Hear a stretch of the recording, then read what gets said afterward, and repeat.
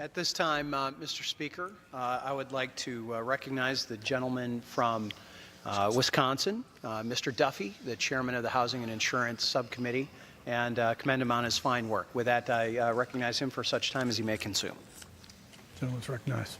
I want to thank the gentleman from Michigan for recognizing me.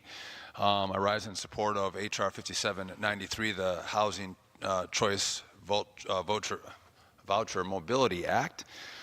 And I want to thank Mr. Cleaver. We have worked together on a number of different pieces of legislation. This is just another example of two like-minded people seeing a problem. Listen, this isn't earth-shattering. We're not, earthquakes and lightning aren't happening, but this is a small demonstration project that can modify a program that can have a true impact on people's lives. And the insight that Mr. Cleaver, the gentleman from Missouri, brings to this issue was incredibly helpful, and I just want to thank his friendship and his help in crafting and working on this bill. We should evaluate federal programs and look at how successful they are. What are the results of the programs that we implement? I strongly believe that as we evaluate these programs, we should focus on supporting the programs and ideas that lead people away from dependency on the government, and we bring people towards self-sufficiency. And so money is a component. How much we spend to help people is relevant, but how much we spend on federal government programs isn't the end-all be-all. It's the actual success of the program and the money that we spend of leading people out of poverty and dependency into self-sufficiency and opportunities. We have to give families the opportunity to pick themselves up so they can find a better job, they can live in a safer environment, and they can better provide for their children. H.R. 5793 moves toward those goals by authorizing the HUD Secretary to carry out a housing choice voucher demonstration program designed to help those receiving housing vouchers to move to lower poverty opportunity areas and help them better their lives. So currently the housing choice voucher program works with around 2,200 public housing authorities. And by the way, 2,200 public housing authorities to administer 2.2 million vouchers across the nation.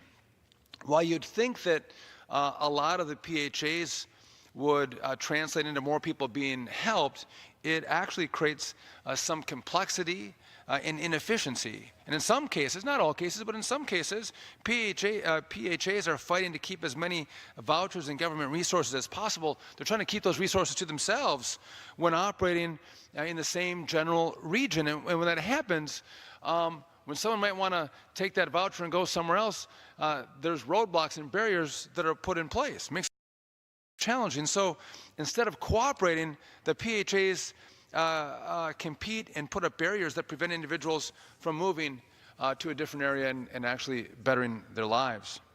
This bill would allow HUD to implement a plan to regionalize various PHAs in one area to allow for portability and movement to higher opportunity areas. And the gentleman from Michigan mentioned this. We know that low-income children whose families move to lower poverty areas have higher earnings as adults.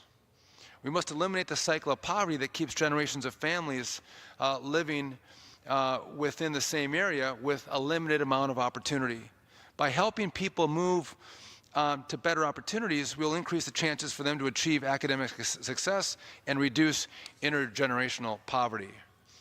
And I think it's, as we look around the country, we have help wanted signs everywhere. Everybody's looking for help. And different regions have, different starting wages.